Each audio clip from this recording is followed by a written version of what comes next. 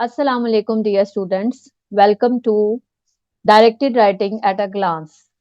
This is the topic which is troubling most of the teachers as well as students who are going to take their exams in 2024 with regard to English 1123. So, we are going to have a glance at it in detail. To start with, first of all, let's have at a glance at the six types of directed writing which are available in our syllabus, which are included in our syllabus. First of all, as you know that the total marks for this question are 25 and 10 marks will be there for the content and remaining 15 marks will be for style and accuracy.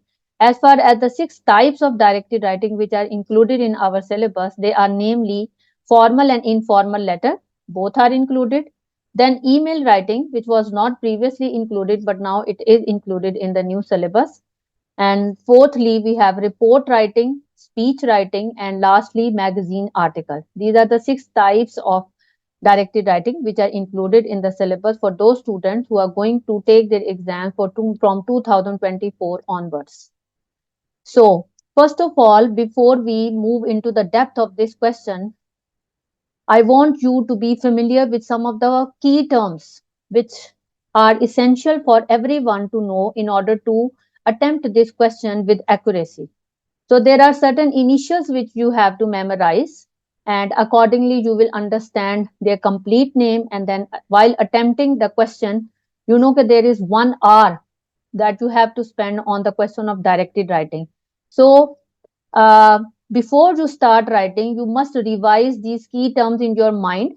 Even with pencil, you can write them at your question paper and think about the format. For example, which type of directed writing has been questioned from you in the exam and what will be the format for that type. The second is audience. This is the most important thing because until and unless you know for whom you are writing, you cannot write correct directed writing answer. So this is also called addressee. If your audience is formal, your tone and related things will also be formal. If your audience will be a group of teenagers, accordingly you will maintain your language, your tone, and your style. So, if you want to obtain best marks in your speech, in your magazine article, or any other type of directed writing, please pay heed to the question of who is going to read your attempt, who is going to be the receiver or audience or addressee of your question. So, second point is the most important. Thirdly, you have P, which stands for purpose. Why are you writing this? Meaning, is the purpose to amuse? Is the purpose to persuade? Is the purpose to convince your audience? What is the purpose? Why you are writing? You must know that the basic purpose of each type of directed writing is to inform. You have to inform your audience about something. So the basic purpose is that of information. But even then, according to the question, you have to find out the purpose. Then the fourth point is V, which is equal to voice. Voice is also called the personality of the writer or the narrator. You have to find out that is the topic serious? Is the task assigned is serious? Accordingly, you will maintain your voice, whether you will become a serious person or whether you will become a person who has a light-hearted tone who is going to amuse his audience. So you have to maintain your voice accordingly. And the next point is T tone or register. As I have told you that if your receiver, for example, is a respected principal or an editor, so your tone will also be serious and formal according to the task assigned. Last point is R, which is meant, which means role. What is your role according to the context? For example, sometimes you are assigned the role of a student. Sometimes you are assigned the role of a senior student or a head boy or a council member, or sometimes you are assigned the role of a citizen. You have to see what is your role. When you will find out all these 6 points in your question, then you can attempt an accurate answer of directed writing. I hope this is clear to everyone. Now, coming to the second most aspect of directed writing, which is called linking devices. Linking devices are also called connectors. They play an important role in your answer. They are called the signpost. Signpost means at the heading or at the opening of a chapter, the name of that chapter is written, by which you come to know what you are going to read. Similarly, your signpost will, your connector, your linking device will tell the reader what you are going to write in that paragraph. For example, if you chose the linking device of on the other hand, it means that you people are going to write the disadvantages of that topic, or you are going to show the other side of the picture. That is why you used a contrasting connector.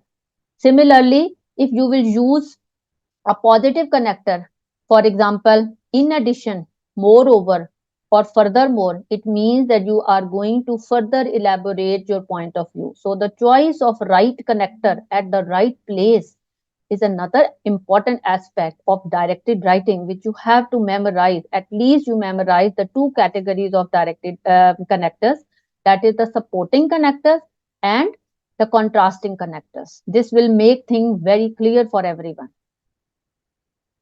Now, coming to the paragraphing rules, there is a lot of discrepancy going on amongst the teachers as well as the students. How many paragraphs should we write? Should we write 3 paragraphs? Should we write 4? Or should we write 5? Believe me, the number of paragraph is not important. What is important is that you don't forget to do paragraphs. That you start each paragraph next to the margin line, like computerized style. Then you must leave a line after each paragraph. Proper paragraphing should be visible on your paper. That is more important. The third important thing is that you start each paragraph with a suitable connector, which is playing the role of a signpost, as I have already informed you. Then the first paragraph is always meant for the introduction and purpose of the topic, that why you are attempting it, what is the basic introduction of that topic. Second paragraph, you will sum up the main idea of text A very briefly. Maximum, you can write 4 points, and minimum, you can write the 3 points. But better thing is that you write 4 points. Then in the third paragraph, you will describe, you will mention the essence or the basic idea or gist of text B. Fourth paragraph is the most crucial, which many students skip. They think that they have described the summary of both the text and enough has been done. Please don't make that mistake. That is the biggest blunder that you can do. Because if you read the question of directed writing, there are 2 bullet points. First paragraph, first bullet point asks you to evaluate the two texts in your own words. The second bullet point asks you to describe, to mention, to evaluate the ideas of the two texts in your own words. So evaluation is most important. What is meant by evaluation? Evaluation means giving your judgment, giving your point of view, whether you are in favor of that topic or whether you are against that topic. This is what you have. You can even give your own example in the evaluation paragraph. The length of this paragraph should not be very short. Most of the students, the mistake that they do is that they mention the summary in rather extra detail and the evaluation is of 1 or 2 lines.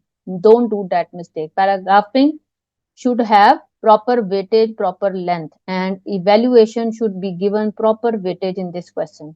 And lastly, you will mention the conclusion. Especially if you are writing a letter, you have to conclude it. I will be signing off. If you are making a speech, you have to write, thank you for attentive listening. So proper conclusion, which is also called remarks of valediction, they are very important for you to write. Don't make a hasty ending to your topic. Now coming to the first type of directed writing, which is the most easy, because even in your junior grades, you people have been writing letters to your cousins, to your friends. And why it is easy? Because the receiver of this type of directed writing is a person of your age or a person with whom you are frank. You don't have to enter into any kind of formalities while you are writing informal letter because of the receiver being of your age or being someone with whom you are quite frank. It can be your cousin, it can be your younger cousin. It can be your elder cousin as well, from whom you are taking advice. So, in the start of informal letter or salutation, which is also called, you will be writing hi or hello. Then, in the closing, you have to write with love or regards. The first sentence should be something like this: I hope you and your family are enjoying good health. Why do you write some such kind of sentence? Because you have to give the impression that the receiver is someone real with whom you are communicating, and you are even familiar with his family and you are asking their well-being. The pronoun I can be easily and freely used in the informal letter because you are expressing your point of view, you are taking his opinion. There are certain types of directed writing in which we don't have to use I excessively. Then that when that type will come, then I will explain it to you. Then the question of short forms. Short forms means contractions: can't, won't, shan't, can be used, but avoid their excessive usage. Why do you have to avoid their excessive usage? Because you have to give the impression to the examiner that you are aware of the rules and regulations of standard English, and standard English does not demand excessive usage of short forms. Then even you can mention simple rhetorical question. What is rhetorical question? Rhetorical question means engaging your audience by asking something from them, and it's not necessary that you take the answer of that question. You can just pose a question without receiving the answer. This type of question and this type of technique is particularly used in speech writing, where you have to show the audience that you are communicating. You have to show to the examiner that you are communicating with your audience. But even in informal letter, you can use it. Even in magazine article, you can use it. It can be written according to the context and purpose. I will be sharing the sample, and from there you can see the example of rhetorical question. Following words can be added to add the flavor of informal language. The language you have to indicate to the examiner that you well remember your audience. For example, sounds fantastic. Isn't it exciting? Such kind of phrases. They give the impression that you are frank with your audience. Then you can even use expressions like throwing educational opportunities. Now you see, educational opportunities will not be thrown when you will be talking to a formal audience, but when you are talking to a friend or a cousin, you can use this expression. Thrilling. It's all the more sweeter. Although you see grammatically more sweeter is wrong, but since it is colloquial expression, since it is you can say simple and easy language, so that is why you can use it, because you are talking. Not my cup of tea, I'm good at. These are the examples of some of the expressions which have I have taken from the sample, in which they had given a very good example of writing a informal letter. Then remember to disagree slightly. If you have to disagree with your audience, for example, you are not in favor of going abroad for higher studies, it does not mean that you start quarreling with your audience. You have to convince him, you have to argue with him, but politely, without losing your temperament, without losing the tone. You can give reference of other people's point of view. Why other people's point of view is important? Because some of the people, because when you give the evidence of other people's opinion, then your point of view becomes more authentic. When you simply say I am of the opinion, so it is one person's opinion. But when you quote the opinion of other people, for example, you say some people are of the view, many probably view this, people might be of the view. So these are the phrases which you have to add in your informal letter, which will add flavor to your expression, and you will be able to write a better attempt. Now coming to the second type of directed writing, which is called formal letter. Here you have to give proper greetings by starting your letter with dear sir or madam.